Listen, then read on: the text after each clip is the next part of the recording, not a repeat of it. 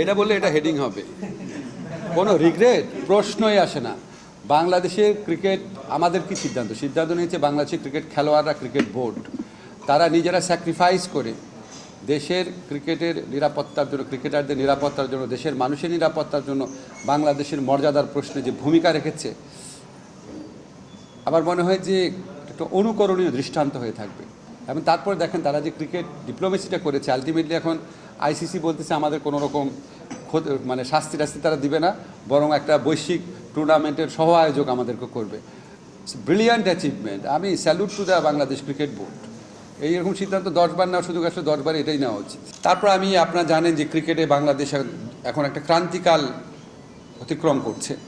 তা আমি যখন ক্রিকেটে ফাহিম ভাই ছিল, আমিনুল ইসলাম বুলবুল ভাই ছিল, ফারুক ভাই ছিল, ওনাদের কাছে প্রস্তাবটা দিলাম যে দেখেন আমাদের ঢাকা বিশ্ববিদ্যালয়ের জন্য এটা একটু খুব চাচ্ছে, আমাদের ভিসি সাহেবও চিঠি লিখেছেন, ঢাকা বিশ্ববিদ্যালয়ের উপাচার্য সাহেবও চিঠি লিখেছেন, আমরা একটা সরকার থেকে একটা এত বড় ইউনিভার্সিটি মাঠ ঠিক করে দিতে পারছি না, আপনারা কি কিছু করতে পারেন? ওনারা সাথে সাথে এটা গ্ল্যাডলি নিল।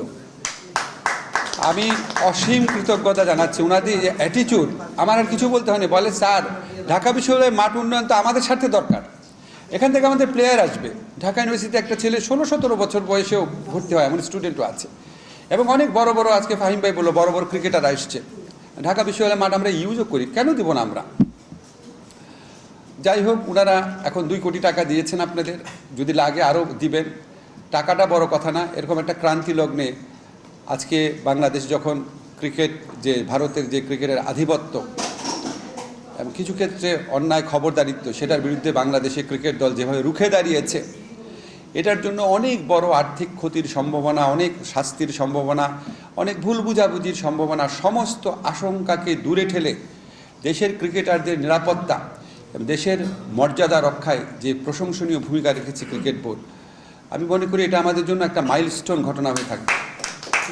এরকম একটা ক্রান্তি লগ্নে যখন তারা ম্যাচ ফি পাবে না, অনেক টাকা থেকে বঞ্চিত হবে, আর্থিক ক্ষতির সম্মুখীন হবে, এইরকম একটা সময় আপনারা খেয়াল করেন, এরকম একটা সময়ে তারা এগিয়ে এসছে। শুধু ক্রিকেটের জন্য না, অন্যান্য ক্ষেত্রেও বলেছে সহযোগিতা করবে। এমনকি এমনও বলেছে বুলু ভাই আমাকে, আমি যদি নাও থাকি ওনারা সহযোগিতা অব্যাহত রাখবে।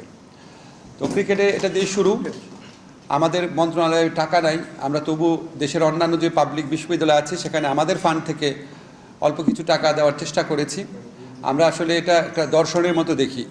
আপনি যদি দেশের যে শিক্ষা প্রতিষ্ঠানগুলো আছে, পাবলিক বিশ্ববিদ্যালয়ের প্রতি আমার বেশি আকর্ষণ থাকে, বিকজ আমি নিজে নিম্ন মধ্যবিত্ত ঘরের পরিবারের ছেলে ছিলাম। আমি জানি পাবলিক বিশ্ববিদ্যালয় না থাকলে আমার পক্ষে জীবনে এত দূর আসা সম্ভব ছিল না।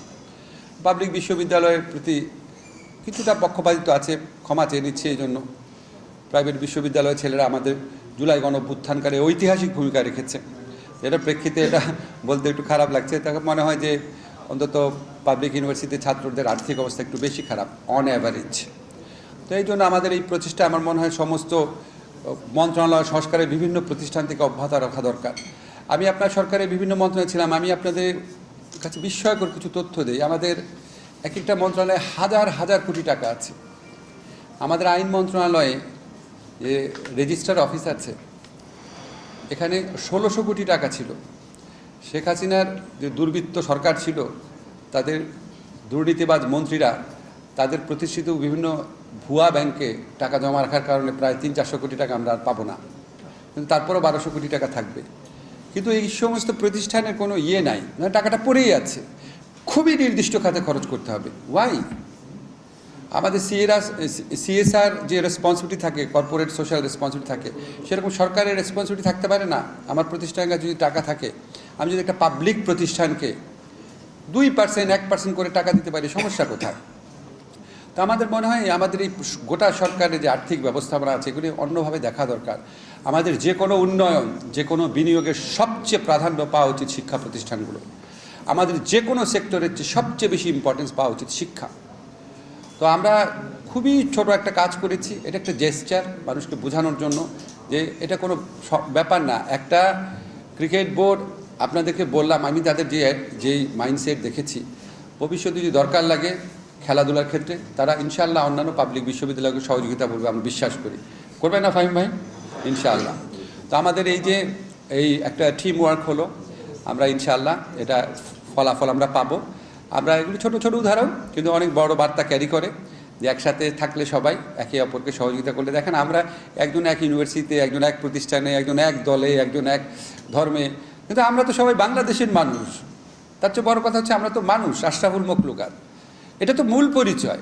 তো আমরা যে যাকে পারি যদি হেল্প করতে পারি, একসাথে কাজ করতে পারি, ইনশাল্লাহ আমরা আরও বড় বড় কাজ করতে পারবো। আপনাদের সবাইকে অনেক ধন্যবাদ।